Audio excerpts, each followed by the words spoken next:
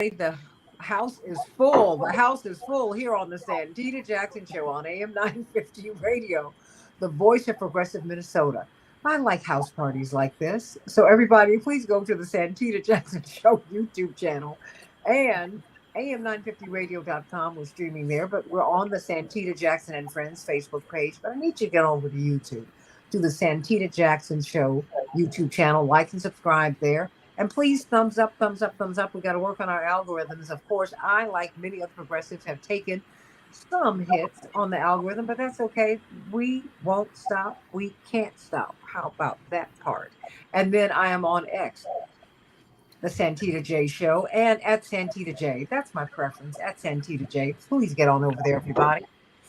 So let us talk about the polls. Are they off? There was a time Dr. David Gibbs and Texas State Representative Ron Reynolds and Rania Patrice, noted Palestinian activists.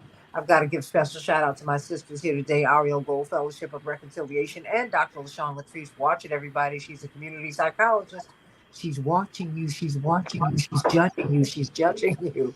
There was a time when we really, really appreciated and trusted exit polls.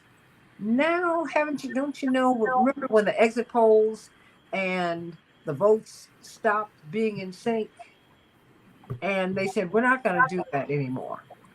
We're gonna let that go. And okay, that's interesting to me. But are the polls off? And what is happening in Michigan?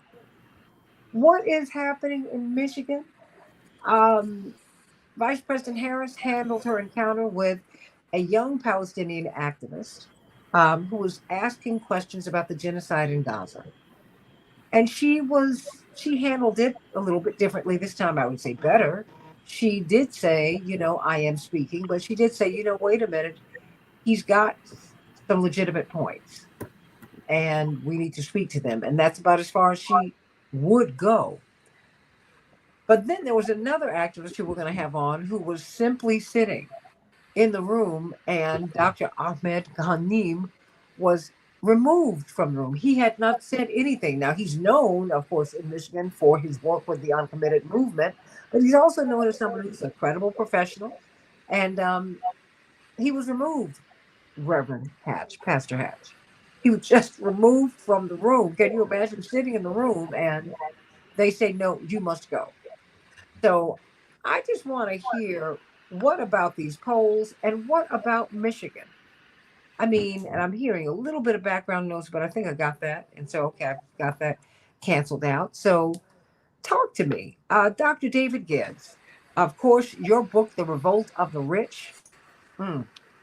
I love it. Go to Amazon, everybody. Yes, I'm going to tell everybody to go on and look at that, and get that and check that book out, because that's important for us. But talk to me. What is going on with the polls, and what is going on in Michigan? Well, just looking at the polls this morning, what I'm seeing is, what everyone else is seeing. This is an unusually tight race.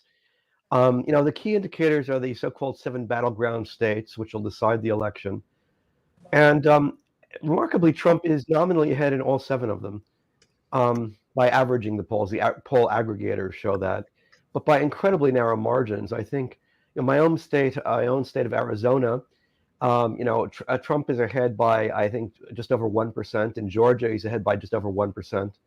The remaining 5, he's ahead, but by somewhere between 1/10 of 1% and 0.9% of 1%. So we're talking about, razor thin margins. But what's very striking is even given that fact, Trump is ahead in all of them. And, there's also the question of the possibility the polls may be understating Trump's popularity. This does seem to have happened to some degree in 2016. He was, the outcome was within the margin of error, but, it weighed in Trump's favor within the margin of error, shall we say. In other words, the prediction was that Hillary would win based on the polls. And of course, in the Electoral College, at least, which is what counts constitutionally, Trump won. And in 2024, in 2020, once again, the polls even more underestimated Trump's popularity, even though this time he actually lost. But he lost by a significantly lower margin than expected. And so there is the question of whether or not you have a systematic problem of understating Trump's popularity, the so-called shy Trump voter. Now, there are claims that pollsters have used different methodologies to compensate for this, and they'll be more accurate this time. I guess we'll see.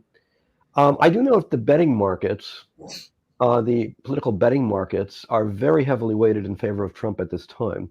They've been more or less evenly matched with a slight lead for Harris for an extended period, but now they're strongly favoring Trump. These are just betting markets. On the other hand, there is some evidence, believe it or not, that those have some predictive value in past elections, the betting markets. Personally, and Michigan, obviously you have a unique circumstance there, which is a sizable Arab American and Muslim American population, I believe the largest as a percentage of any state in the country. And Muslims and Arabs are, in my view, rightly furious about the policy of backing Israel to the hilt. No matter how many children they kill, no matter how many countries they invade. And there seems to be no limit as to what the United States will back in terms of Israeli policy. And, the United States, U.S. officials, Biden, Blinken, Harris herself, they wring their hands and they wag their fingers at Israel, and they insist that they're very concerned about the civilian casualties. And they, at the end of the day, do absolutely nothing to stop it, as far as we could tell. The U.S., of course, could do something very simple, which is cut off aid to Israel. That would probably end the war right now, all right? Or at the very least, condition the aid to Israel, that either you stop your invasion of Gaza and stop your invasion of Lebanon, or we will cut off the aid and make that a credible threat. The U.S. refuses to do these things. And, people are watching this, and Muslim Americans and Arab Americans are watching very carefully. And this could very well cost the Democrats Michigan, and it could cost them the election. But that's what they're doing. And they don't seem to be wavering at all on that pro-Israel policy, no matter what. Generally speaking, I've always thought that Trump was more likely to win than Harris, just because the most important indicator is that the public does not feel very positively about the economy.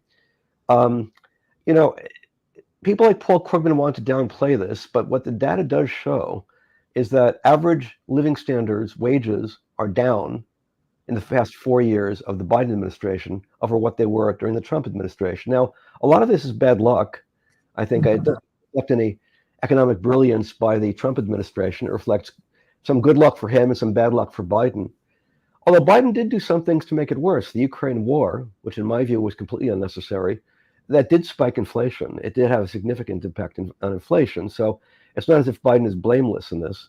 And in any case, the public feels very negatively about the economic situation, and that's a very bad indicator for an incumbent administration. And, Harris obviously is an incumbent, despite her efforts to claim she's not. She's vice president, after all. So she will be saddled with this negative economic condition. So my guess is it's more likely to be Trump than Biden. That's just a cold analysis of what's going on here. In no way should anybody interpret this as endorsement. I don't do endorsements. I'm not into that anyway. But that's how I see it, that it could go either way, but I would see this as somewhat tilted in favor of a Trump victory. That's the most likely scenario in my view. So you're making clear this is not a wish. You're just looking at the data. It's most definitely not a wish. I'm just looking at the data. That's right. Oh, absolutely. Because one of the things that has always concerned me, Sheila Garland, it's always wonderful to see you, of course, Poor People's Campaign of Illinois and New Mount Pilgrim Missionary Baptist Church pastor, brilliant theologian and professor, and pastor, of course, Reverend Dr. Marshall Hatch. I've got to tell you, anytime you watch Ariel, Representative Reynolds, you are the elected official on the panel here. When you watch someone's voter tallies swell by 12 million votes in a voting cycle, Rania, you're a political consultant. You are out here organizing and you advise campaigns. That's a big deal. This is not my wish. I'm looking at the realities here. This man has tremendous strength. My parents have a home in Washington, and my grandmothers have now passed. May peace be upon their memories. They still have their homes in South Carolina and Virginia. So when she goes to Washington, she has to check on their homes, Sheila, in Virginia, and then go on down to South Carolina. The advantage of driving and taking the train, Dr. Gibbs, instead of flying, is Mm, that you go through Pastor Hatch, America. mm, When you take the train, you see how America's been deindustrialized because the yeah. train used to be at the center of our lives, Ariel. That's no longer. You see, Mm. wow, wait a minute. This used to be a town that was a hub. Now nobody's here, or the place has really fallen into disrepair. That's what you see. And when you see, my mother called one time, she said, and it was just out of the blue. Maybe it was about 29, no, about 2021, 2022. She said, I just want you to know something. Mom, what? She said, Trump is strong. Mm. I said, okay. She said, no, no, no, no, no. I'm calling each of my children today. She said, because I've already gotten into your father about it. They've been together 63 years, y'all. They are a hoot. She said, because he was like, oh, Jackie, you're just being a pessimist. She said, no, I'm seeing literally the signs. I see the huge billboards. I see the decals on the trucks and the cars. I'm pulling into the gas stations, the Cracker Barrels. I'm talking to people. I'm listening. I'm watching. And so that's why what you're saying, Dr. Gibbs, has credibility. This is not a wish. This is what we're seeing. This is what we're seeing. And so before you go, what do you want us to be on the lookout for, particularly with Michigan, before I pivot to you, Ronnie and Patrice? Because they're sounding the alarm on Michigan, and it's like, Mm. is anyone listening? I was just in Michigan last week. Is anyone listening? What do you see, Dr. Gibbs? Well, again, yeah, I'm seeing some momentum in favor of Trump, and I think one of the things that's not going to help, I think a very poor decision by the Democrats is that Kamala Harris is going all over the country with Liz Cheney, and by implication, not directly, but by implication, with her father, Richard Cheney, who's also endorsed Kamala Harris, isn't campaigning with her, but the daughter certainly is. Kamala Harris imagines this is a good look and it's going to be very helpful. And I suppose the idea is to persuade a number of high income, high education Republican women to switch to the Democratic Party and to Harris. And, well, she will persuade a few of those, but I think a much larger cost is that people have not forgotten that the Cheney Bush administration was a catastrophic administration. It's a reminder of the Iraq and Afghanistan wars, which is the principal legacy of the Cheney family, which were catastrophic. It was Wait, catastrophic for wait a the minute. Middle East. Oh, I'm sorry. And stealing the 2000 election. Wait. Oh, don't forget that. Don't forget the stealing of the 2000 election. Oh, no, we shouldn't forget that one iota. And, we claim Trump, isn't accepting the outcome of elections. Well, um, the Bush-Cheney administration effectively won illegitimately, in my view, in that they basically stopped voting counting in Florida. That would have clearly shown that they had lost the election. And, they won with the Supreme Court, which is a Republican partisan Supreme Court. Not everybody. I certainly remember that. You remember that. I suspect a lot of people remember that. And then there was the outcome of what they did in office, which was a catastrophic series of wars, which killed 1 million people for nothing, wasted, I believe, at Brown University, there's a cost of war survey which estimated the long-term cost of the war on terror is $6 trillion. That's significantly larger than the gross domestic product of Great Britain. Imagine $6 trillion wasted for absolutely nothing.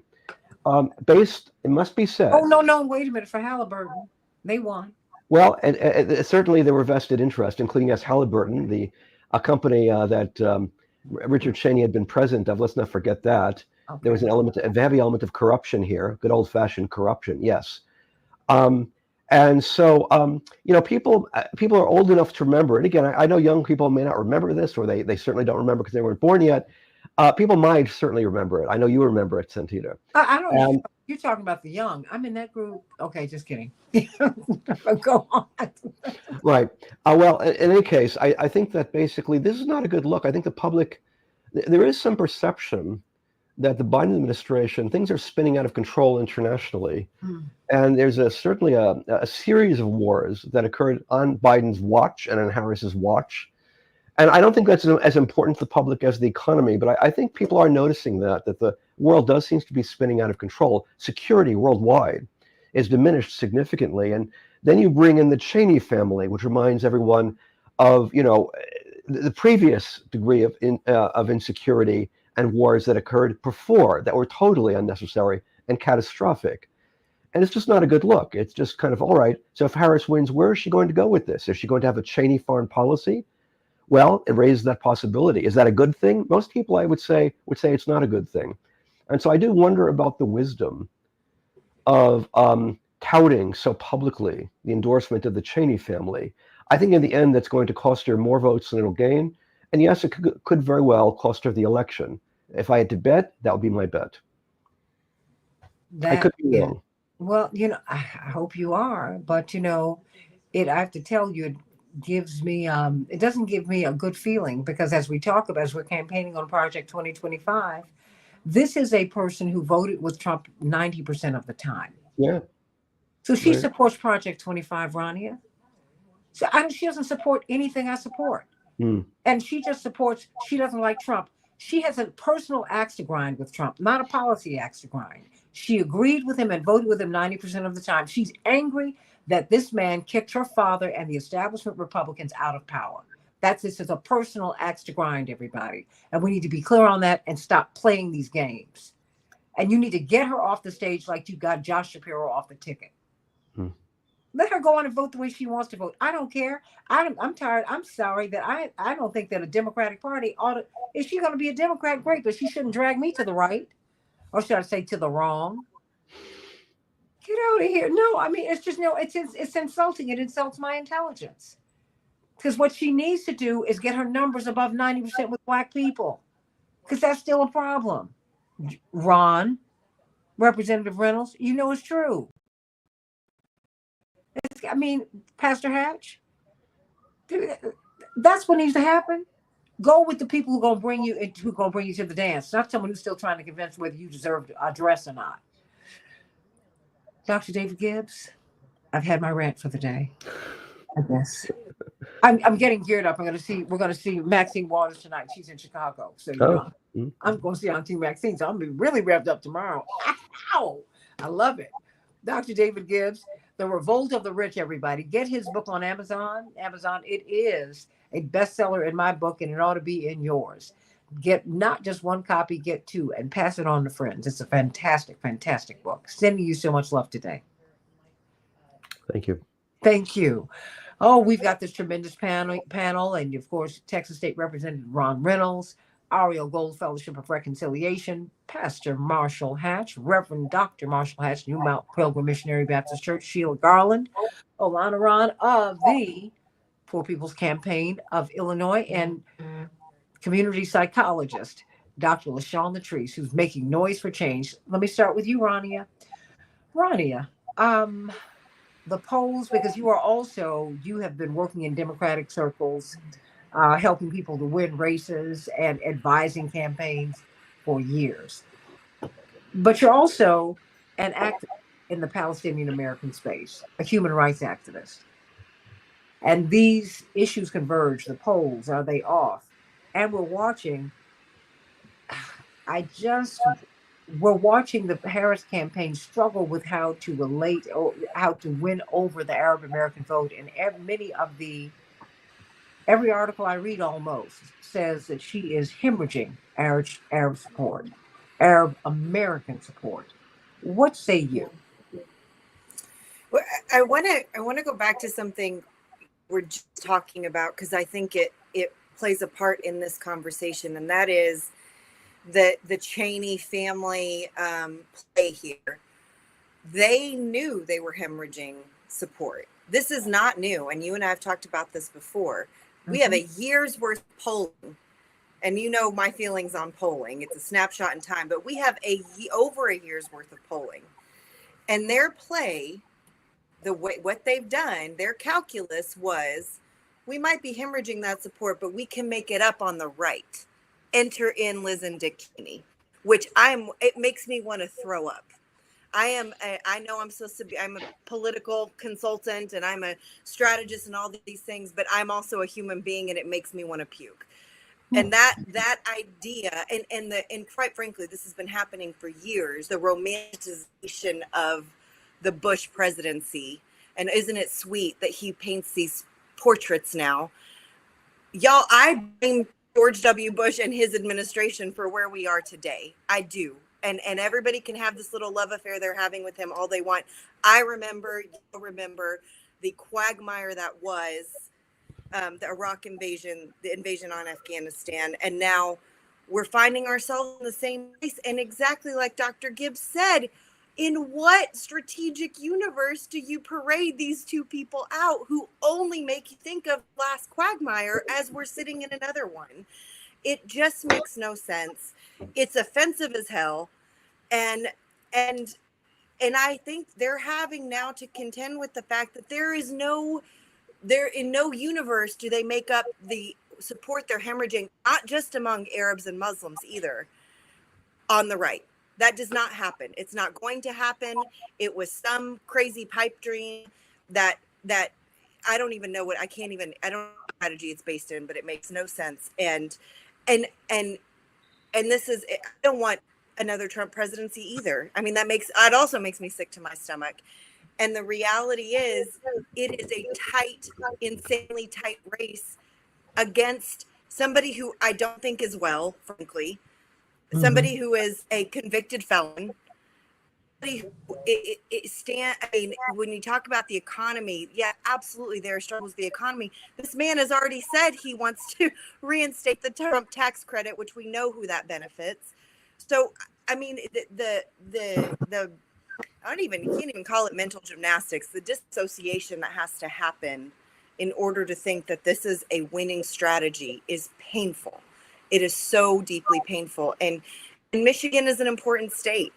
It's not the only state, but it's a very important state. And the support that's being hemorrhaged there, just like you mentioned, the evicting somebody sitting at a rally who was invited to be there, walking back, actually centering humanity for a moment when that young man was protesting at the rally. It peacefully. Let me say this. He was he was not screaming at her. He was being very, very gentle. And Dr. Khanim was sitting there. See, this is what, to me, this is what becomes dangerous. Texas State Representative Ron Reynolds, Sheila Garland, Alana Ron, and Pastor Hatch, and Ariel Gold, and Dr. Latrice, and Dr. Gibbs, who's still here. That, people are being silenced. And that for me is very, very dangerous. It's very dangerous. Absolutely. And nobody wants to be heckled, protested, whatever, while they're speaking. But the reality is, when a genocide is going on, she wasn't being Rania. She wasn't being heckled. She was being questioned. Absolutely. And if you You're are in that arena, you're exactly wait, right. Just hold on one moment. Texas State Representative Ron Reynolds, as an elected official, this is not child play. That's right. When you step into this arena, it is on and cracking. I was hosting. I tell everyone it's a contact sport. I was hosting a town hall for my brother, Congressman Jonathan Jackson. And my brother, of course, he's my baby brother, but he's a man. And these people were like, it was, migrant issue in Chicago is a big issue. You know that, Rania. And you know that, Sheila. You know that, Reverend Dr. Hatch. And it was becoming quite contentious. And my brother stepped up because we had agreed to handle the town hall in a particular way. He said, no, I need you to move. He just moved me over because he said, no, I ran for office. I take the incoming fire. And after we were done, I was like, I couldn't handle it because, I'm out there in this boat. He said, I could not handle how these people were beginning to come at you. I said, but I had handled it. He said, no, I ran for this office. I'm good. And to me, that's why Representative Reynolds, I'm like, she wasn't being heckled. He said, ma'am, look, he didn't say ma'am. He said, I just want to know, what about the genocide? What about it? Just what about it? She did respond differently than she did at the rally a few weeks ago. She said, But then they walked it back. This is my frustration. Yeah. But when you said captive, yeah. Remember, because you can Yeah. see the forces that are holding her captive. Because when her instincts tell her to go Yep. over here and say, wait a minute, he's got a point. Then you've got Richie Torres and her husband out on a tour, assuring people, oh, come on, I know he's giving you a migraine, assuring everybody that she's really going to protect Israel. What about these 200,000 Palestinians who've been killed? Are you serious right now? I'm not going to say 41,000. That's an insult to my intelligence. The Lancet study said it'll be 500,000 by the time it's over, and if not more. It's more than 200,000 people have been killed. There are people buried underneath the rubble. Come on, everybody. Enough. Texas State Representative Ron Reynolds. Santita, I agree with you wholeheartedly that that she's on the wrong side of this issue. I've been upfront from the very beginning that there should have been a call for a ceasefire. There should have been a condition: no more aid without ending the war, no more aid to Israel. And so I do believe that that is certainly tragic. But I don't want to lose sight, and I've been consistent with saying this, is that I don't believe that voting for Jill Stein is the solution. I do believe this still comes down to two people. One of them is going to be the president of the United States, and certainly former President Trump would only worsen things. I think that there is a opportunity, although certainly Vice President Harris is making it more difficult. But I do believe that there's an opportunity to come in with a new Secretary of State, a person that can come to the table and have a new direction for the country. But I think that this is certainly something that is hurting her. But I hope people realize that it would be so much worse under a Trump administration. And I'm not saying two wrongs make a right, but I am saying that we have to look at the big picture. And the big picture is Vice President Kamala Harris would protect democracy. President Trump would not. And Vice President Trump, Vice President Harris would certainly Okay, you went out. Oh, fundamentally support. So I think I had a few, I guess, an internet problem. yeah, that's okay. But you were saying, Santita, can you hear me? yeah, we can now. Yes. So the bottom line is that we have to continue to push her. This is a contact sport. The protester had a right to be there. He had a right to question her, and that her handlers need to get a handle on things because they're hurting her. They're hurting her support. And like you said, she's hemorrhaging with the Arabs and the Muslims. And I know where I am in Texas, there are a lot of Muslims and people who sympathize with Muslims that happen to be African American, that are Christian like me, that are not happy with her position. They can sympathize and empathize with the atrocities, with the genocide that is happening, and it is. And they are not afraid of APAC, and they're willing to speak truth to power. And they're saying enough is enough. And so we do stand in solidarity, and we do want to see peace in a two-state solution.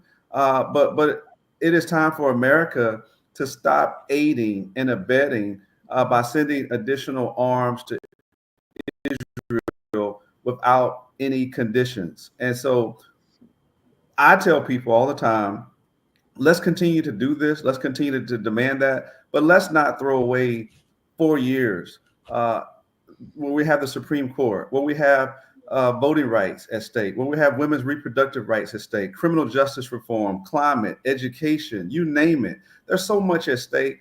I, for one, can in good conscience say that we should vote third party or hold our nose and vote for Trump when so much is at stake. So yes, she is on the wrong track on this issue. I'm going to continue to speak truth to power, but at the end of the day, I believe that she would wholeheartedly be so much better than a 4 years under former President Trump.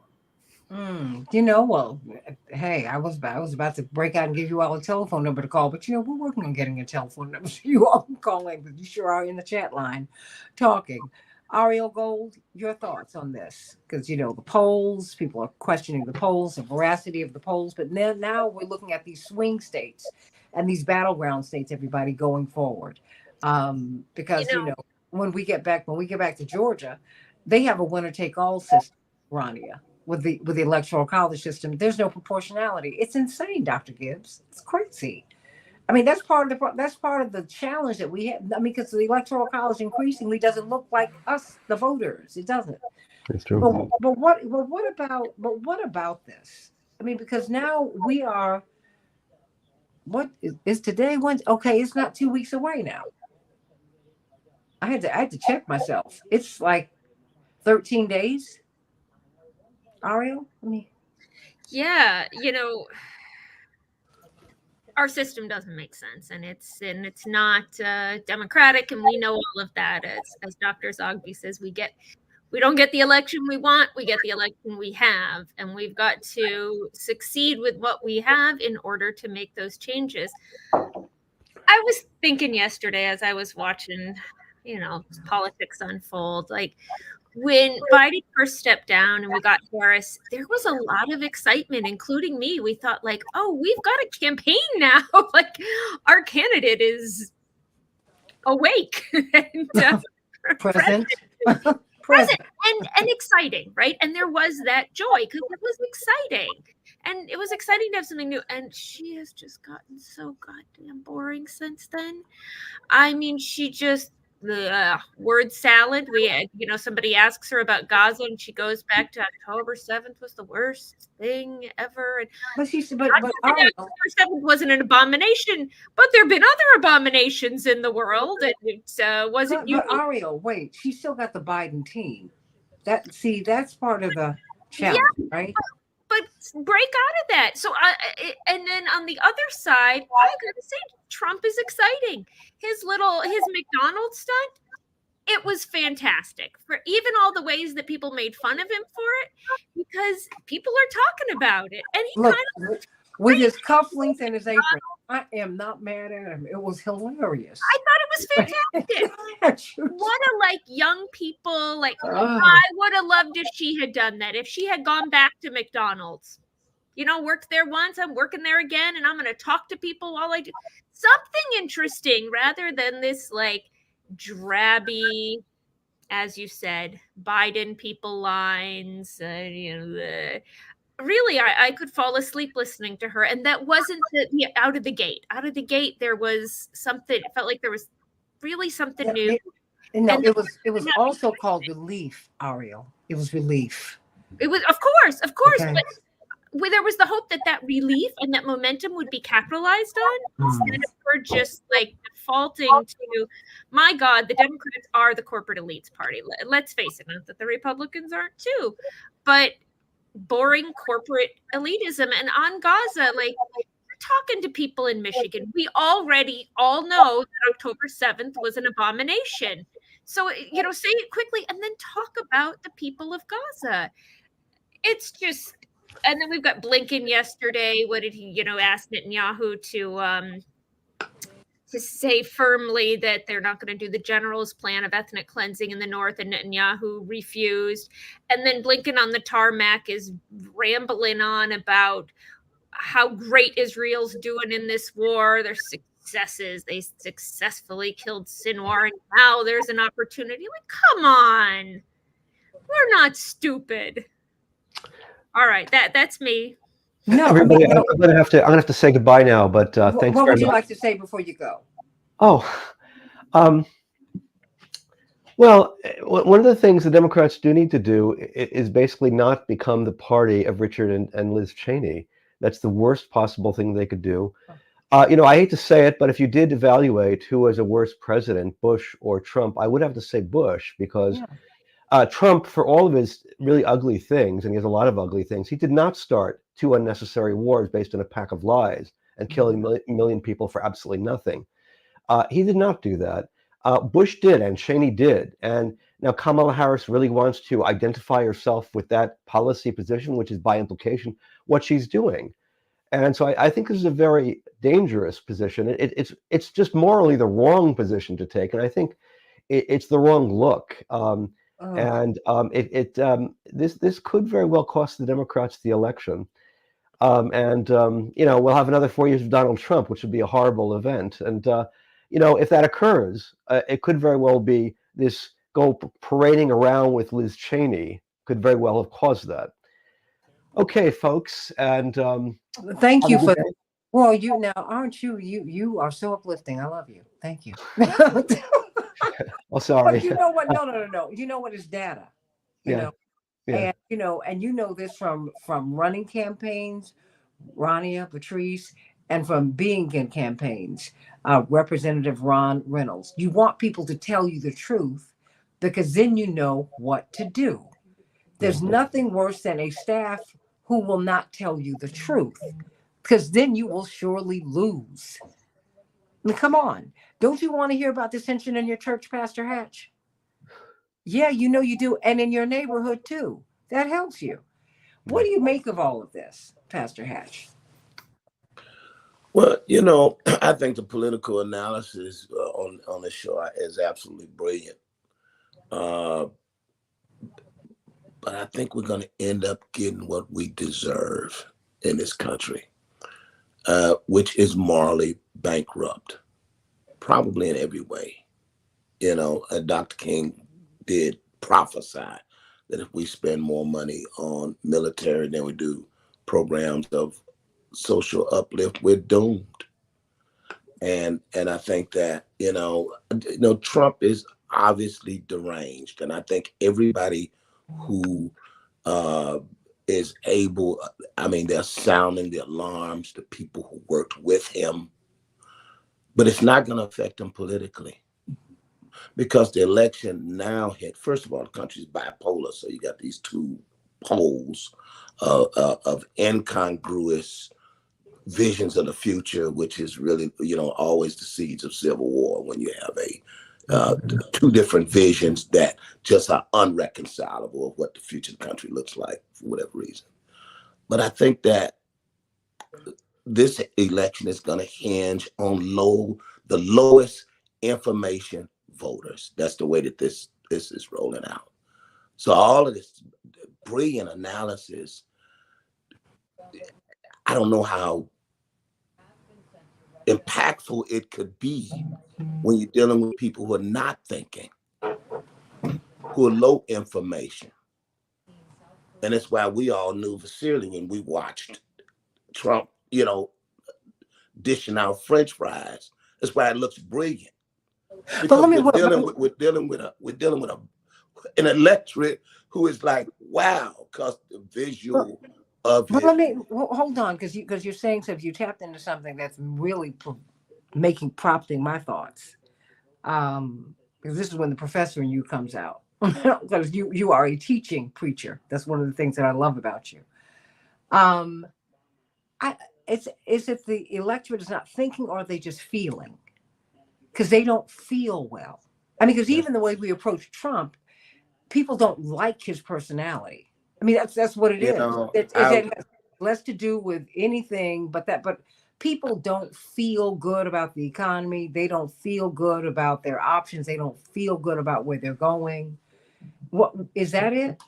I wrote my book in Project America in 2012, and at that time, I saw the Tea Party movement and the Wall Street movement as flip sides of the same coin. Absolutely. Somebody sold us out. That's the left and the right. And now that feeling has metastasized into a sort of despair that it's like, let's throw a bomb up in there and blow the whole thing up. Well, that's what people do when they lose hope. So you're talking about African-American men who have been in despair. One of the most disturbing moments that I've ever had was a brother stopping me randomly, trying to describe to me what happens in jail. The incredible, total, and complete loss of dignity. Mm-hmm. And he tried to explain to me, these guys are just angry. Mm-hmm. Now, I don't know what that feels like. You know, the total loss of one's dignity and agency in mass incarceration. So that group has joined the group of let's just throw a bomb up in the MF, you know, and blow it up. And Trump is the bomb. Mm-hmm. He's an idiot, but he's a courageous idiot. He's an entertaining idiot. And then when you go with the feeling, you know, that we're waiting on the October surprise, something very profoundly, seemingly catastrophic is getting ready to happen. As Netanyahu does his last ditch effort to try to help push Trump over the finish line. And so it just matter how close is that going to happen to election day to again continue to give this impression that the world is spinning totally out of freaking control. Well, you know And what, that, Pastor and Hat, yeah, if that's I any may minute, interrupt you here, know. because I don't know if I buy this the narrative that Netanyahu favors Trump completely, because they're both he and Trump, and he has Trump and Harris in his pockets.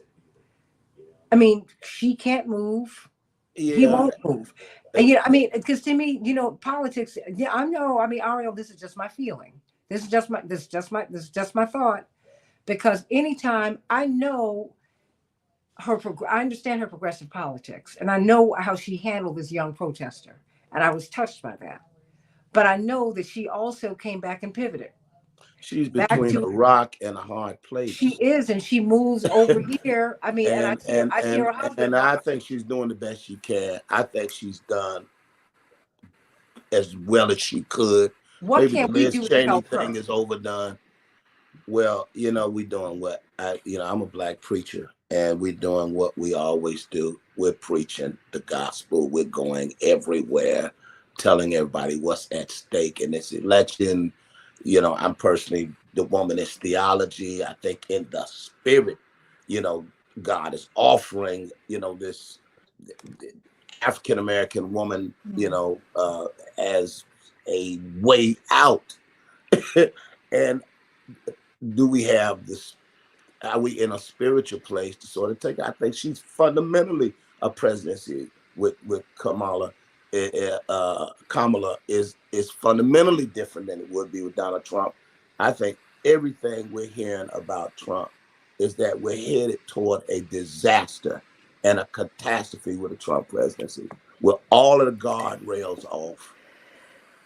And what we think couldn't happen is more than likely to happen. And that's the erasure of any semblance of democratic government and a dictator. And it can absolutely happen. Whoever controls the guns is going to control the government. And at the end of the day, the Constitution is just a piece of paper. And that's exactly how, Trump looks at it and the people with him. It doesn't look good, but we're going to get what we deserve. You know, it's a fairly ignorant country that has never had a woman president. Even Mexico had 2 women running in the last cycle, and they were having even Mexico. And she's going to lose a certain percentage of the vote, really just because she's a woman. Well, and also because the Democrats have become so corporatist that they don't respond to the needs of the people. If I mean, because that is a problem. These are the DLC. Reverend used to call it the Democratic Leadership Council. Democrats of leisure class. And Ronnie and Patrice, you are in Texas. I want to connect you and State Representative Ron Reynolds, because he's head of the Black Legislative Caucus as well. And so not just a member of this panel, he has big job. But Sheila Garland from the Poor People's Campaign of Illinois. And of course, I've got you, Dr. LaShawn Latrice. Boy, time just kind of gets away from us. We only have a few more I minutes have to left. run. I'm so sorry. But Rania, yeah. what is your comment? Because I'd like to connect, with your permission, State Representative Reynolds. I want to connect the two of you since she is down there, trying to make a Yes, difference. thank you. Rania? Yeah, a couple just very final thoughts. I completely agree with Representative Reynolds that Jill Stein is not the answer. I disagree that Netanyahu doesn't want Trump. It's not just about what's happening now. Netanyahu is going to go to jail, and he knows Donald Trump will save him from that. But I also don't believe that the vice president is doing everything she can. I think she is following the lead of a very old playbook based on the consultant class. I say this as a consultant. And while I agree that a second Trump administration would be an absolute nightmare for everybody, except for the very wealthy class of people, I don't agree that she's doing everything that she can. And I think that it is incumbent on us to continue pushing her. And that's what, I've said it publicly, I've said it privately, I've said it to her team, I've said it to them, that the support that I am sort of kind of shoring up for her, or trying to, is because we will hold her feet to the fire, is because we will push her, is because there is an entry point there. I don't even know where to start with the Trump presidency, to tell you the truth. So as disappointed as I am, as gutted as I am, as devastating as it's been to see my people being massacred in mass with my tax dollars by an administration that I helped to elect, I still understand the reality. And I just encourage everybody to not, I'm begging all of us collectively to not say she's doing the best that she can, because that's just the case. And if we give the out, they're going to take the out. Her team, herself, etc. So anyway, those are my parting thoughts. I have to run to the airport. Thank you. Catch that flight, because they don't hold them anymore. But I know. Sending you so much love. And Ari, I'll get you a chance to respond to me. I'm glad I said something provocative. Ha, love it. Sheila. Good morning. Hi, Santita. Good morning, everyone. I just want to throw some sort of political analysis into this discussion, because I think what happens after the election is going to be just as important in terms of what we do. The campaign, the Poor People's Campaign, is really reaching out, because we have this approach that there has been a 200-year history of division in this country. And the solution, or at least the beginning of a solution to the issues that we're facing, where we don't have democracy, we don't have access to democracy under either party. And I think the thing that's going on with Kamala Harris is that, this whole 100 Republicans, people feel like what Trump is saying about the state is true. I mean, she's coming out with these folks, and it really even for me, who I believe I understand the political situation very well, it's very jarring to see her running around with these Republicans. But the point that I want to make, and I think I hope I say this all the time, I was in a space last night with United Working Families, and there was a small room full of people talking about how we're going to organize around coming up with progressive revenue for the city of Chicago, because we're facing some austerity. The whole country is going to be facing austerity. We know that. The whole world is going to be facing austerity. So we're all going to be scrambling. And the fact that the Kamala Harris campaign, in many respects, refuses to talk about how we're going to alleviate the suffering that the people in this country are going through is extraordinarily problematic. I mean, when she says she's going to make sure that anybody who works hard can afford a house in this country, my partner said, well, how much harder do we have to work? I got people have 3 and 4 jobs, and you still can't afford to get into housing. In many cases, you can't even afford to pay the rent. So just the fundamental populist economic narrative that she could focus on is not even happening. It's this whole thing about anybody but Trump. That kind of approach is just, it's not effective. And it's actually pushing people. My child got a text. I'm from Michigan. I'm from Flint. And it was the text that Kamala Harris sent out in Michigan, that says, Kamala Harris, and there's somebody who's running for a position in Michigan, the pro-Israel team we can trust. She put this out in Michigan. I mean, it's just so jarring how tone deaf the campaign is with respect to the number of Palestinians that live in and around Detroit, Dearborn, Wayne County, etc. To put something out like this is just a slap in the face, because there's not a single Palestinian living in Michigan and around the country that has not been impacted by the genocide going on in Gaza right now. So I know I'm kind of all over the place, so I'm trying to get a bunch of stuff in, but I was listening to a lecture, a panel discussion where Jeffrey Sachs, I know people know this name, and I can't remember the name of the political scientist from University of Chicago who was, anyway. But anyway, I'm sorry? John Mearsheimer? Mearsheimer, yes. And I don't know if you saw this, but they were sort of giving their analysis of how they see not just what was happening in the deep state, but what was happening politically about U.S. hegemony, but more importantly, their take on the distinction between a Trump and a Harris internationally isn't that different.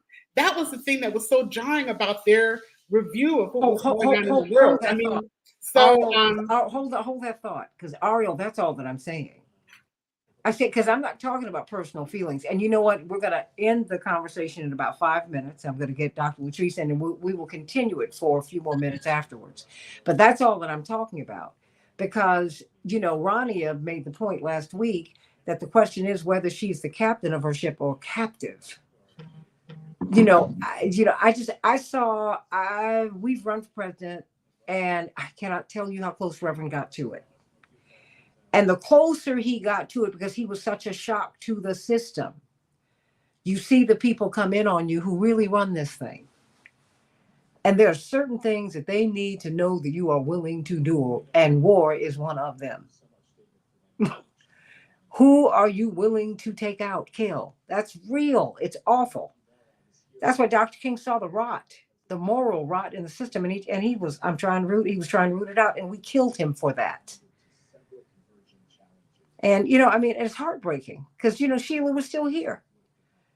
But Sheila, I need you to give me about another minute. I'll give you more time on the other side, but I got to get Dr. Latrice in before we actually close out the actual show. Okay, but just to wrap it up, and I think that we have to be looking ahead. We're looking at a strategy that has been outlined for over 100 years from Adam Smith about what kind of government this country was going to have. I mean, we're talking about long-term political strategy to get things done. And on our side, that when I say our side, it's very difficult to develop a long-term strategy. We're all about tactics, and we don't really understand that you cannot have good tactics if you don't have an overall political strategy to guide you. Your tactics are just meaningless.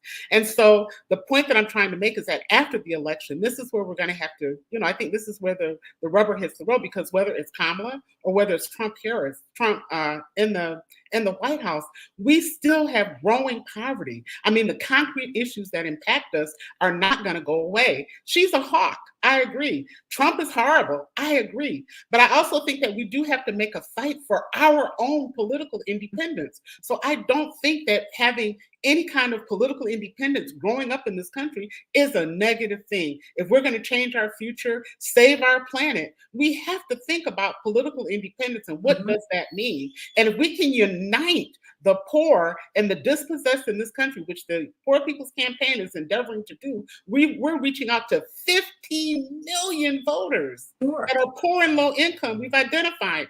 And whether we want them to participate so that they can be seen as a voting bloc that can eventually gain power. And that's the way entree into getting some sort of political power in this country for working people. And absolutely, because I'm saying that is the fight that Dr. King had, that Reverend Jackson has had. It's a continuation of the fight, because it's always been about not empowering the poor, but having people understand their intersectionality. Reverend Jackson has said, you're right, but your patch isn't big enough. That's why you got a quilt.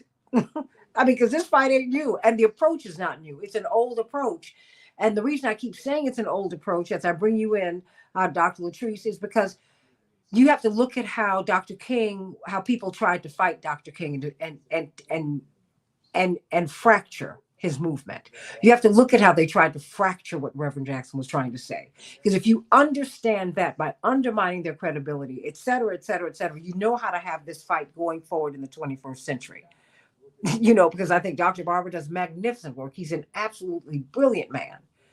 But he's carrying on, you're carrying on a fight in which we've been engaged forever.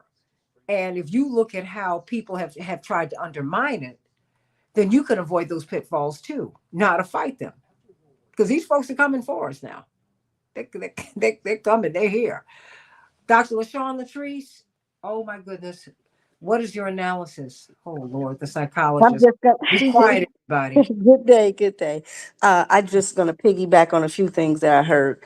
I do agree with Reverend Dr. Marshall Hatch that because this world has become, this country is so morally bankrupt. I think they lost sight of a lot of things that they've done to contribute, and it's coming from both sides.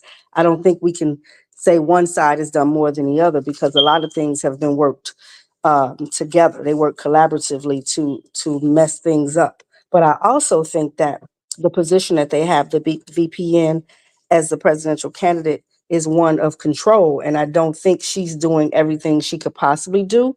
I do agree that we can't say she's doing the best she can. I think she can do much better. But I also think that she knows what she's dealing with. And I think as people become aware that the powers that be run more than just the presidential election, we can see why she won't really speak fluently about what's going on in Gaza and why she won't deal with the real issues that affect people, like the people are reaching out to in the Poor People's Campaign.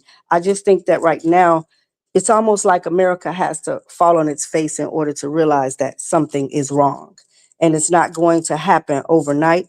I don't think one person can change. I do think when we look at what's happened in the Trump presidency versus what's happened in Biden's campaign, I think that we need to recognize, just like you said, Santita, that this is still Biden's people that's pushing this whole campaign narrative.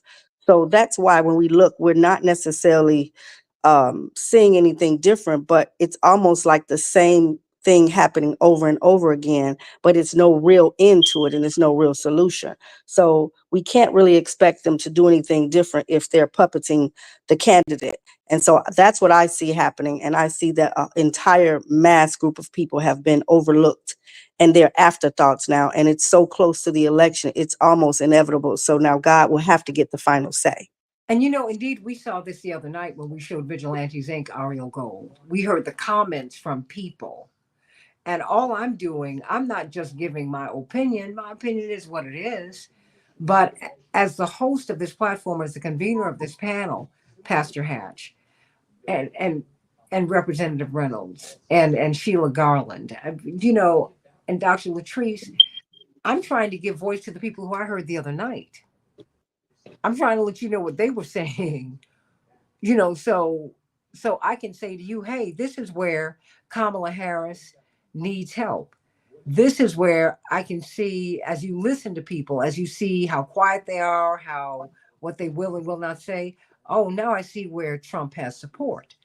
I mean, all of these things, you gotta, we're in the, Representative Reynolds, you're in the people listening business, Reverend Hatch. So sometimes you have to sit back and be quiet and say, okay, now, well, tell me how you feel, because how you feel is how you're going to vote, or if you're going to vote. That's all I'm trying to find out. I want to know what's going on out here. So everybody, it's AM 950 Radio, the voice of progressive Minnesota. I'm Santita Jackson. If you want to hear more of this show, just stay right here. But in the meantime, I got to cut it off right here for the purposes of the radio show. But stay right here on the Santita Jackson Show YouTube channel so you can get the rest of this conversation with this magnificent panel. Love you so much, everybody. See you tomorrow right here on AM 950 Radio, the voice of progressive Minnesota, the Santita Jackson Show. Okay, Ariel, you were shaking your head.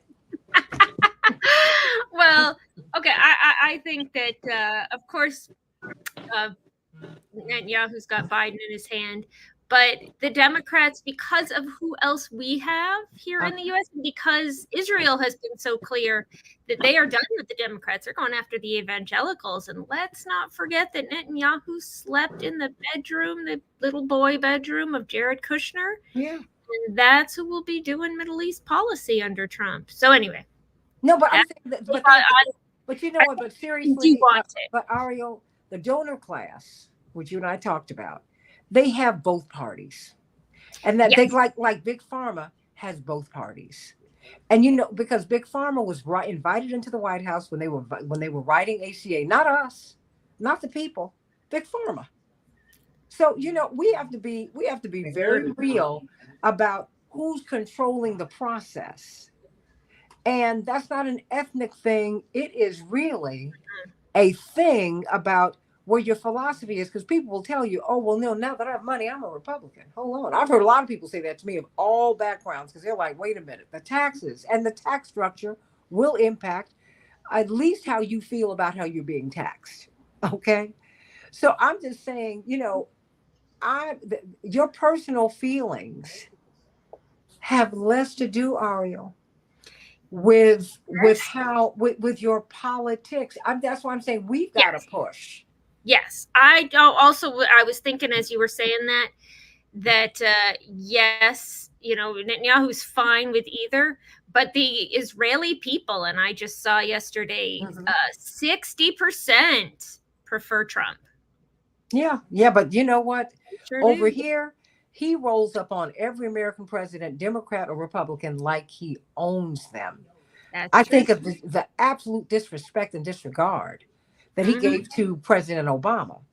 And he walked up in that White House, Representative Reynolds, Sheila, Garland Olanaran, Reverend Hatch, Dr. Latrice, like he owned the place. And I was profoundly offended by that.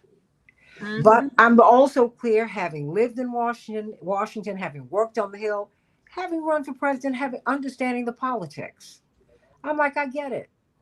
Now, that having been said, I need to get in the process. That's why we have to understand, these folks have their lobbyists, everybody, Big Pharma, all these folks have their lobbyists. Now we have ours, and it's called the NAACP.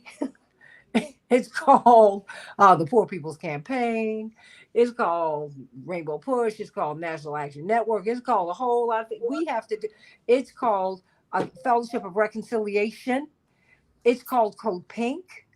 We have to take our own lobbyists, et cetera, seriously, so that we can push them to help us. Yeah, because that's all I mean about Netanyahu, because he does not seem pressed at all. No, and he is not. No, because he knows who he has on lock in the Democratic Party, because you could see the instincts of Vice President Harris say, you know what, wait a minute, you all stop before you start applauding. This young man has a point, but I am speaking. But he does have a point. But then, as you said, the next day she had to pivot, because her husband at the same time was on a tour with Richie Torres, who was completely captive to AIPAC, assuring people, you have a friend in Kamala Harris, and Israel should have a friend, but so should the Palestinians. It's just, so we just have to be honest about, I'm not saying you're dishonest, because you're not. I'm saying what we have to do is say, wait a minute, y'all, because what we're doing, we are an island, Ariel. Representative Reynolds, increasingly Reverend Hatch, around the world, we are alone. And this is a horrible position for America to be in. It's horrible. It's horrible.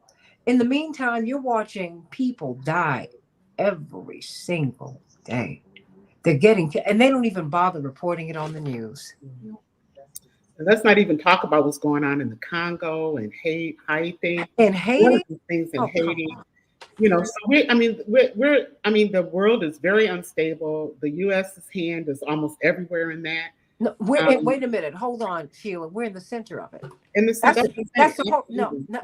Everywhere. We're in the center of it. And it's such a horrible look. Not just a horrible look, Sheila. This is horrible for us to do. It's horrible. You want Venezuela without Venezuelans, so you can have access, so you can take their oil from them. That's why 3 million of them are here. But you know what? When we transport 38,000, at least at the beginning, 38,000 Ukrainians to Chicago, no one talks about it. Nobody. They were fast. They never slept on the street. They had shelter. They had housing. They got access to the They had You no, know, not just housing. They were able to buy houses. they and I think there was an app that they downloaded that hooked them up with somebody so that they would come here and not be sleeping on the street. And that app wasn't made available to the That's right. Venezuelans that came, to the Haitians that came, to the Mhm. Cubans. I mean, so and then people ended up so where there's a political will to get something done, we notice that it can get done. It depends on for whom that is being done, that will is being exerted. But I do have to go, but I do want to say that I mean, I really genuinely believe. I mean, we're in trouble. I agree with what everybody is saying. As a country, as a world, as a nation, we are more divided in ways that in my lifetime, I'm almost 70. I haven't seen this level of division in the entirety of my life, and I grew up on the tail end of Jim Crow, and so there's a different flavor to it. But what How I so? am seeing, I think it's different because there was because I grew up in Michigan, so there was kind of a nice nasty to it. There was a veneer of, whatever. Civility. Yeah, civility to a certain extent. I mean, it was still nasty. You felt it, but it wasn't in this way. And I know that in other parts of the country, other things were going on. So I'm only speaking from my direct experience. But what I'm seeing now, I mean, the hostility, even here in Chicago, I'm a little uncomfortable oftentimes walking outside my door because I don't know if some vigilante is going to come blow my head off just because I'm Black. I feel that. And I know that a lot of other people feel that in the city and around the country. But the other point that I want to make, and I'm really concerned because obviously I feel that we have to have system change. And we're not going to resolve these issues under the Democratic Party or the Republican Party. And I don't know where the progressives in the Democratic Party are going to go after. I mean, this is a play that the Democratic Party has used historically. We saw it, in the Obama administration and how he was always reaching across the aisle. In my estimation, created this kind of centrist um, political entity of the Republicans and the Democrats, and gave us the ACA, which came from the Heritage Fund think tank. This is what Romney implemented in Massachusetts. But yet, and still, oh, check this out. But Max Baucus, as he was exiting, buried in the Affordable Care Act on page 1,510, Medicare for all for the people of Libby, Montana. So, and they used the full might of the federal government to guarantee that every single person, and rightfully so, who had been exposed to asbestos had the best version of Medicare available to those folks in Libby, Montana. Now, if they can bury that in the Affordable Care Act, we can have health care for all in the United States, and they know how to roll it out. And it is affordable. It will guarantee. Kamala Harris has backed off of that. She used to be a supporter of health care for all. She's no longer supporting that. All of the so-called progressive things that she was supporting, she no longer supports. I mean, the climate issue, the green, the Green New Deal, the fracking, all of these things that would have helped to at least stem climate change and the things that are going on around the environment. She's backed away from. Because I'm in Illinois, I didn't vote for Kamala Harris. I didn't vote for Trump. I voted independent. And the fact that she would spend money in Pennsylvania to attack Jill Stein in the middle of her campaign is just ridiculous. I mean, you've had independents running in almost every single presidential race for the past how long? But to actually take out an ad, Mhm. I mean, it's just who is advising her? Well, you know what? And she turned AOC. They got AOC to go after Jill Yeah, Stein. but remember, the Democratic establishment has said that they were going after the third party because it threatens them. But Because now, well, I'm just I saying know, now. I'm saying I'm what they're doing. Right. I'm not saying it's right. I'm just saying that's what they're doing because the duopoly has been broken. Right. The plurality of Americans are Right. independent. Exactly. They're looking, and I don't know if they're looking for a party as much as they're looking for not even a third way, a second way, and then a third way. Because You know, because the Dems and the Republicans represent.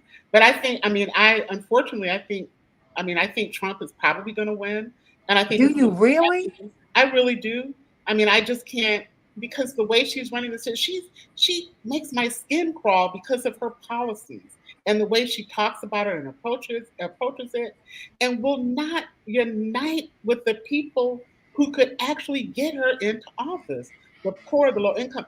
But I read an article that poor and low income voters were moving toward Kamala Harris when she first started her campaign. That's beginning to shift. People don't trust what she's saying. Like, is she really going to help me? Really? We're talking about going back to Trump. You Are know, you and we're serious? it's time. You're serious. I'm serious. You know, so she's losing in arenas that she should be winning. And how they're advising her, how she's being advised, or even her own inner voice about what kind of politics is going to really unite this country. Look But at see, the but issues Sheila, I happening. keep trying to tell you all. I get it. But as someone who's been in the room, who's been in the arena, it does not work that way. FDR told you, go out in the streets, A. Philip Randolph and Roy Wilkins and all y'all, and make me do it. We have to understand we got to make them do it. That's why Dr. King said, we're going to sit in on the mall until these people give the poor money and end this poverty. That's what we're going to sit in. Sit-ins work. Yeah, the And 10th. I'm simply saying to you, people can feel all that they want to feel, but you know what? By the time you walk up, not just into before you get to the White House, the closer you get to becoming the nominee of a party, the people around you change. Trust and believe. I've seen it happen. I've experienced it. And Yeah, you go, oh, okay, because Reverend, the people who came for Reverend in '88 were yeah, very different than the people we started off with in '84. yeah, And so you are then you've got the establishment in on you, Ariel, Pastor Patch, Dr. Latrice, and you have to deal with them because you're also trying to bring Sheila in. I'm trying to get Sheila, at least I'm trying to get Sheila a seat at the table. I'm trying to get Jim Zogby at the table. I'm trying to get Barbara to the table. And so you end up you're not compromising your principles, but you're like, you know what? I got to say it this way. I got to move over here because I am not from a pro-abortion household, but my father moved into pro-choice. Some of it I think was his evolution, but it was the politics. yeah. Also, it was I'm not going to stand in your way, and he never took that position. He always just said, it's a moral choice. Because I was sitting with him. I was about 9 or 10 years old when he made the speech coming out against abortion. I get it. But then he would always say, but it's your choice. I can't make you do something. But I'm here to tell you, you don't know who you're carrying and what you're carrying. I get it. Yeah. But I'm just saying the way politics actually works, before you got your church, Pastor Ash, let me just make it real for you. And you had an organization with a board, Ariel. I do. It's one thing to be a member. It's another thing to be an officer. It's another thing to head it. Because you got those board members and funders calling you, screaming, wow, wow, wow. Well, what you need to do is you need to say it this way. And the subtle threat of them withdrawing their support money from you to keep everything going is always, am I telling the truth? It's with you always. And then the closer you get to the nomination, the more the power structure comes in on you. And they want to know, who are you really? Can we work with you? Yeah. Ronnie and Patrice was on last week. She said the question is she the captain of her ship or is she a captive of the ship? And right now, it's clear she's a captive. I promise you, if people started marching, like we had those marches of Palestinians, several 100,000 in D.C., and if she bumped into that all over the place, it would be a game changer. Because you know what, Sheila? Pastor Hatch, it's true. You've done organizing. You've worked at Rainbow Push. That's what makes a difference. When people, Pastor Hatch, come on, back me up now. When they think you will get these people out in these streets on them, when they think you're going to withdraw your economic support from them, does that not change things? Absolutely. I just don't know what kind of appetite there is in the general public and the electorate to be organized. It is just I mean, Biden, for all of the negativity that we could say about what he's done, those PPP loans that were forgiven, they went deep in the community I'm in. Mm-hmm. And I mean, it bought him nothing. Oh. And I just don't know, you know, I don't know what kind of relationship that people have with the government, you know, that somebody could tailor policies to them in particular. It just doesn't buy you any loyalty. So I don't know what you do with an electorate like that. You know, Well, you know, but Pastor, don't you think? I mean, people feel so betrayed and they're so angry right now. I mean, I think that's got to be a factor, Pastor. yeah. And again, I think that, you know, the left and the right believe that somebody has sold us out. That's the deindustrialization and so on and the Well, NAFTA. you know, I isn't mean, that true? You know, it's true. yeah, They, yeah, it is. we were sold out. We were sold out. Yeah, And it was not a right left thing, it was a capital thing. Mm-hmm. yes, yeah. Okay. And that's what people are seeing through. That's why the duopoly has been broken. That's why more and more Americans are like, I'm independent. Because I see a current here. It's like electricity, it doesn't break. And If that it breaks, probably, you know, it right? explains Trump more than anything else. I It mean, explains Trump, but it also explains Bernie. Because you remember in 2016, yeah, Come on people now. toggled between Bernie and Trump. They're not the same guys, but you know what they are? They both look like they are mad as hell and they're not going to take it anymore. yeah, They look like they're going to go to Washington or into the centers of power and get these people straight. That's what we want. yeah. And because Bernie's not in this space now, not doing it like that, folks say, okay, I gotta ride with this guy.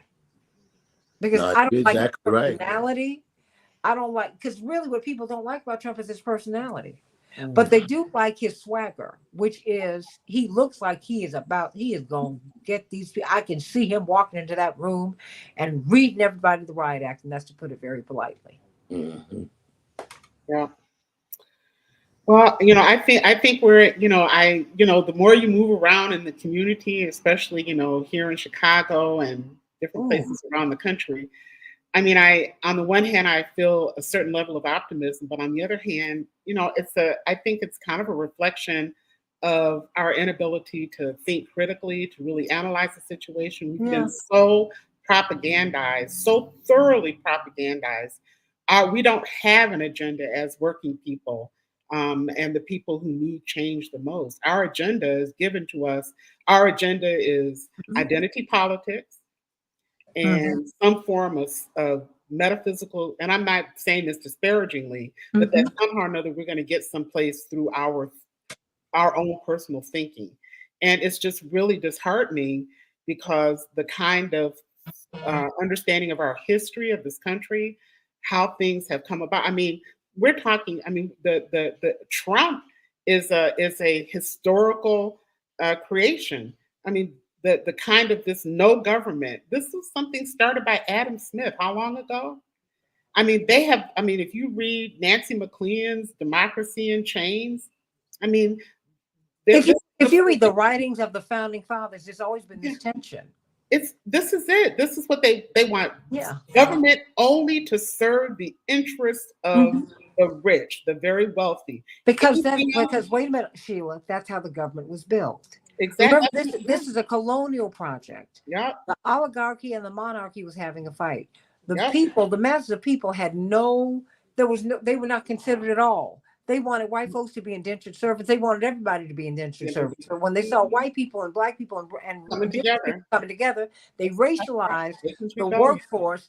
And then, okay, white people, you could work your way out of indentured servitude. Black people, you would be in slavery into perpetuity. Yep.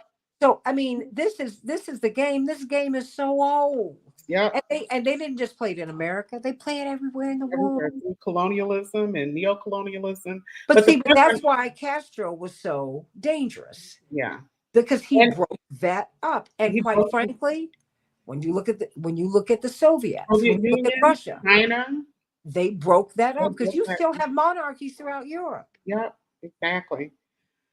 So, but I am, I am concerned because I don't see the kind of long-term planning and thinking among people who want to see a change, but you don't see, like how can you talk about, oh, well, the billionaires and the millionaires, they have their plans, they have their strategy, but we don't understand what their strategy, we don't understand how long-term it is. And by the same token, we're just all tactics.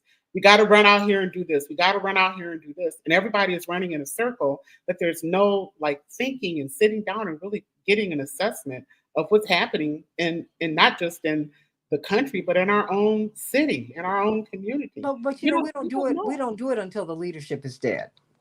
And The most powerful Malcolm is the one who was killed in February of 1965. Dr. King, April, Reverend, who no longer can really speak. So, we look back upon them instead of appreciating them and working with these folks in real time. Yeah. So, I mean, it's like it's our fault. Because But we're all yes, but there is. There's a major strategic conference going on today. Okay. In Moscow. And what they doing? They're planning their post-colonial interests being advanced on the planet. And they have stated that is their stated goal.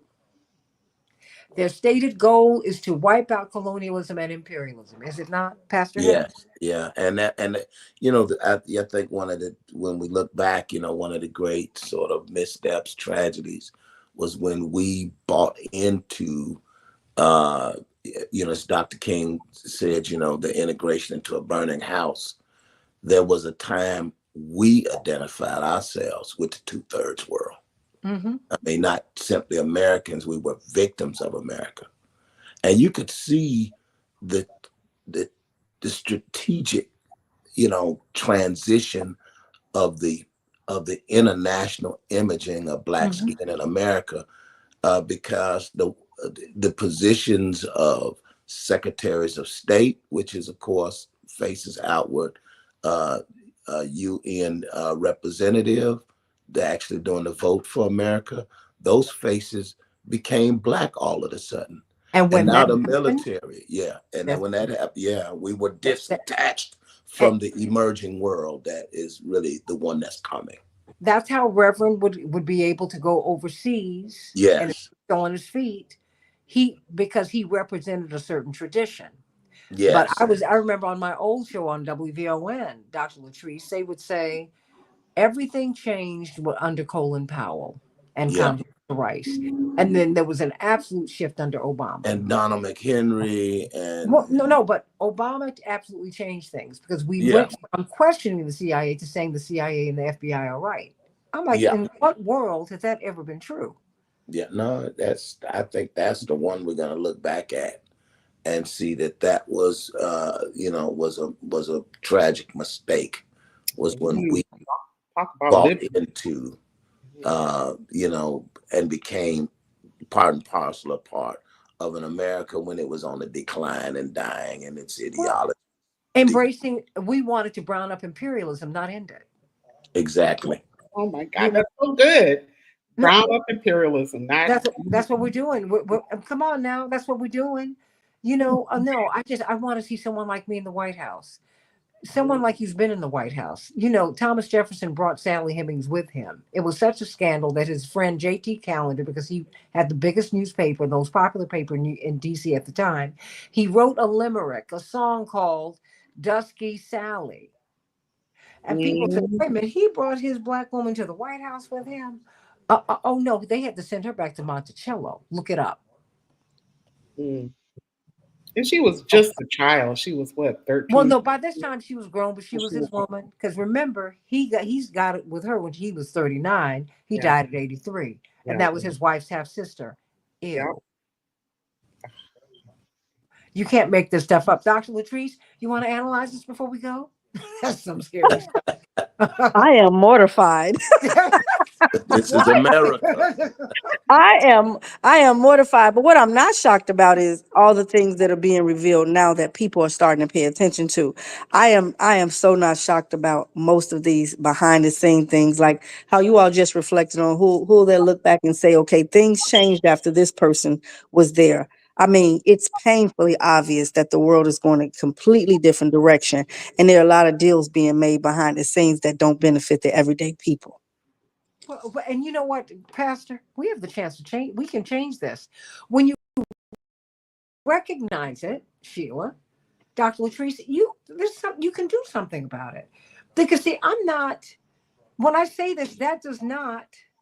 This is not to say anything negative about President Obama. This is about the facts. It's just like having Dr. Gibbs on. It was like the data says this, and this is what I'm looking at. And so I'm like, I can't get upset about that. All I can do is go, oh, okay, but I can't get upset with you, Sheila.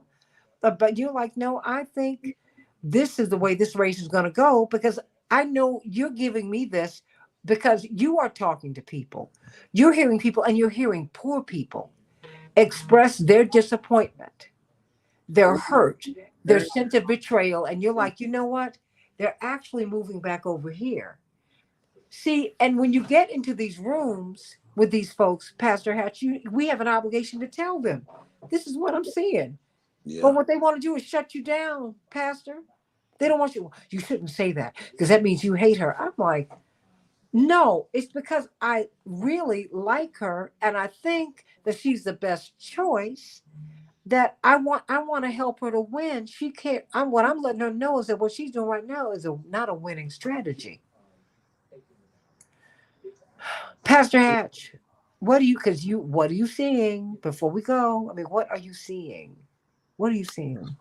Yeah, I think it's anybody's race to win. I don't know that anybody knows what the outcome is going to be, but I know that at this point we're talking about the lowest information voters are going to end up deciding, going to end up tipping the scales. And so at that point, we're back to what you're talking about. How do people feel? So it's not going to be based on any of these rational arguments and specific policies. It's going to be how they feel, and that normally boils down to the economy. And I think that's why people are saying, Trump is favored because Unbelievable. the sort of common feeling is that somehow he knows how to run an economy. I think when it becomes to the international politics, the geopolitics, I think the world is spinning out of control is the way people are looking at it. And so we need a strong man in there to deal with other strong men across the world. And so I think that's when gender bias comes in and works against Kamala as well. That people are going to see him as better equipped. I think they're absolutely wrong, by the way, which again is going to pretend, for a real catastrophic outcome, I think, as time goes along. When you look at what is happening in the Middle East, while the U.S. braces for whether or not we're going to be drawn into a regional war, and if Netanyahu has his way, we are. Last week around this time, the largest exercises around Taiwan, military exercise on the part of the People's Republic of China. And I think that's, the geopolitics. It's why war is such stupidity, because number one, you don't control it. Mm-hmm. Nobody knows what the outcome is going to be. And Americans have tried to tell Israel that what happened in the war in Afghanistan and Iraq was absolute folly. And it was how Iran emerged as a regional power, which was the unintended consequence. And they're going to be incredible unintended consequences if we get dragged into a war in the Middle East. Chinese will have to determine whether or not that's the time they need to move in Asia. I do think that I really feel for our Palestinians. but also Jewish brothers and sisters, and then, people who I guess support the Israeli project. I think they're absolutely going to end up getting double crossed by Trump. He's entirely transactional. And I think that's going to be a major mistake for people who are interested in at some point the survival of the Israeli project. It's going to be very interesting. I think that more than likely he's going to end up siding with the money in the Middle East, which is going to be with the Gulf states. Well, I mean, they all do, but I tell you what can move the needle. What we, the American people, have the power to change the direction. Dr. Latrice. So, what say you? What are your final thoughts before we go? I believe it's going to have to be the people power. It's going to have to be the uniting of people across whatever boundaries, aisles that they have that are different. They're going to have to lay their differences aside. And in order to get real change, and we actually see it matriculate down into our everyday lives, we're going to have to unite. We're going to have to put our differences aside and understand that everyone does not understand what's going on behind the scenes. And a lot of times people are just believing what they see right in front of them. And until somebody takes the lead on that, I think that's what we're really missing. We're missing that strong leadership that we used to have decades ago, where people would unite together and bring people across the aisles together from all different walks of life, all different income levels. All of that is missing right now. And I think that's why it looks like we're so morally bankrupt. Sheila Garland? I think that without an understanding of the history of this country, how we've had these shifts and transfers in political power, how the parties have transformed over the past several hundred years, without understanding who we are culturally and all of those things, it's going to be difficult because we're bayou. We have to. I'm going to quote um, General Baker, General Gordon Baker out of Detroit. He was one of the founders of the drum movement, the Detroit Revolutionary Union movement, and also the League of Black Workers. But what he said, we've got to make thinkers into fighters and fighters into thinkers. And we have people who want to fight, but we're not thinking, and we have people who are thinking who don't really know how to fight. And the other thing that he said that was really, this was after, I don't know if people remember this, the fire in Hamlin, North Carolina, in that chicken processing plant, where the owner locked up, I don't know how many workers, and just more, it was like 20 something white people were killed in that factory, and 20, about the same equal number.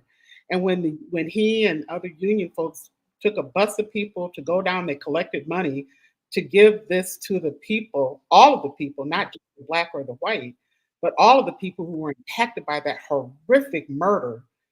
The only people that showed up at the public rally were the black workers. And he said the real issue that we have in this country, if we can't get this thing called solidarity, we are never going to be able to. And that goes back to what I think Latrice was saying, is that we're never going to be able to wrestle and beat this thing.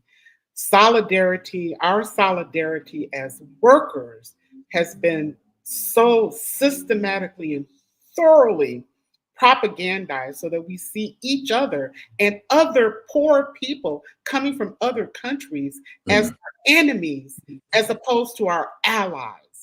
And we are pitted against each other. And that means that we are then prey to anybody who has a few dollars in their pocket or who can persuade us to think any kind of way, because we don't know who our real allies are.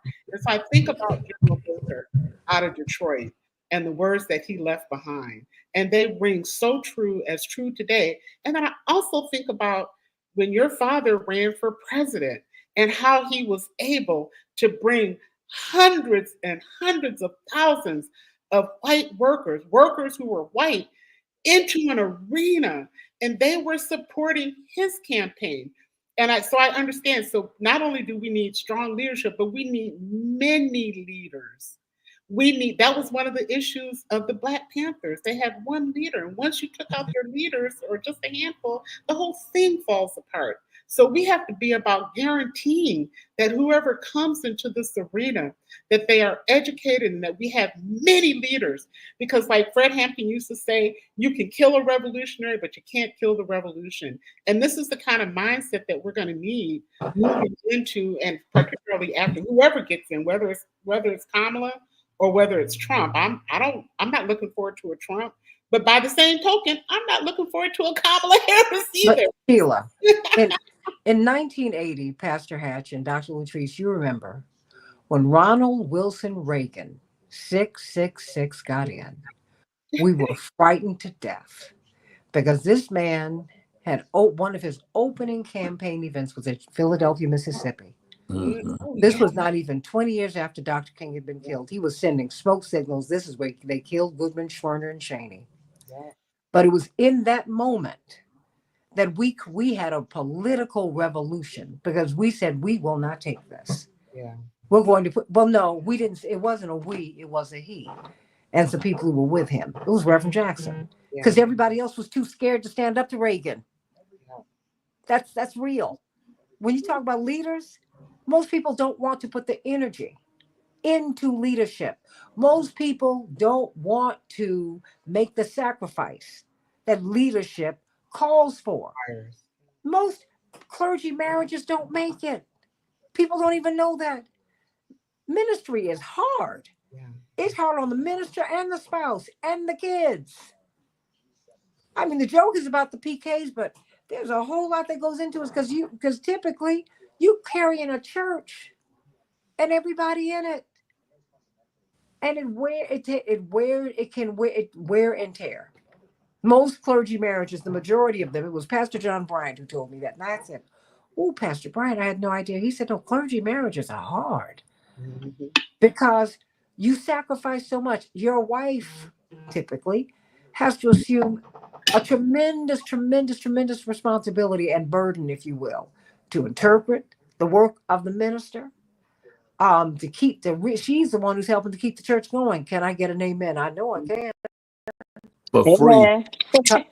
Hey, For free. and I mean, well, the thing is, she signed into a ministry with you. My mother did that with my father. People don't give the ministers' wives the credit because that's the way it works, right? I mean, and you're right, it's an unpaid position, but it's rewarding. But you have to have a heart for ministry yourself. So you know what, everybody? All I know is that the American Project only works when you work it. I think I'm channeling Dr. Johnny Coleman. Yeah, that's right. It works when you work it. If you want a monarchy, step back and let somebody else handle it. But if you want a republic, you got to get involved. You must vote. You must march. You must understand your vote is the end of the beginning, not the beginning of the end. Now, day 2 after the vote, that means you got to start calling that representative and say, I want to meet with you. I want to see you. I want to know. Let me tell you what I need you to do. That's what you need to do, because guess what? The donor class is doing that. Don't think that the night of the election, a whole lot, or the night that you might look like you've made a breakthrough. You start getting a whole lot of phone calls from people you never knew before, who have a whole financial stake in this thing, and they want to become at least very acquainted with you, and they want to strike up a friendship, because that's how it works, everybody. That's politics. And don't say, "Oh, I could never participate." That everything in your life is political. If you're trying to keep your gas on, your lights on, your phone on, you got to be nice to the people you talk to on the phone or you meet in the office, so they won't shut you off. And if they take mercy upon you and give you some grace, they'll let you keep your utilities on. Hello, everybody. Come on up in there. Hello. Yeah. Politics is everywhere. So get involved. Get involved.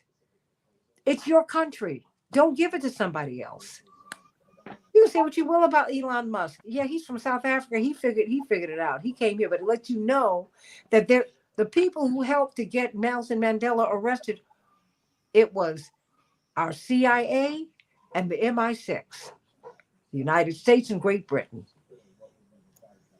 Get real. Yep. We're all under the same quilt. And that's where I'm going to leave it. I love you all so much. Thank you to take care of things. Thank It's you. good to see you, Reverend Hatch. It's been a while. Good to see you, Sheila. We've got And a lot of Dr. things to do. Latrice. Yeah. A lot. Get Very good out. Let's vote, training. everybody. Yeah, we got a few days Vote.org. left. Vote.org. Please, if you need to find out if you're still registered to vote, you need to go call 1-866-OUR-VOTE. If you have any challenges at the polls, let them know. I believe is it either North or South Carolina? It's 888-OUR-VOTE. But you know what? The 866-OUR-VOTE works everywhere. If you're having trouble with the polls, please. That's right. And do not leave, but they have a special number for the hurricane impacted area, either North or South Carolina. So what you need to do is just find out where you can vote, get voting. And if you don't have ID, call 866-OUR-VOTE and ask the lawyers what you should do. Reach out to the Transformative Justice Coalition. Find out what you should do. Reach out to the Poor People's Campaign. Reach out to Rainbow Push. Reach out to NAACP, the Legal Defense Fund, all of that. We are here to help you. Yes. And go to your church and have your pastor ask. How about that? Ooh, Yep. Did I say that to Pastor Hatch? Absolutely. I'm sending you all so much love. Dr. LaShawn Latrice, making noise for change. We love you. Community psychologist Sheila Garland, Alana Ron, thank you for all the work that you do with the Poor People's Campaign, working in the community, and the new Mount Pilgrim Missionary Baptist Church pastor and senior pastor and the founder of the Ma'afa Redemption Project, doing so much wonderful work with our young people. Brilliant theologian, scholar, professor, pastor. He does it all. But he's a great husband and father. We love that. Love you so much. All right. God bless. Take care, folks. Love Thank you, you, everybody. Peter. See you tomorrow on the Love you. Santita God Jackson bless. Show. Bye-bye. Peace. Boop.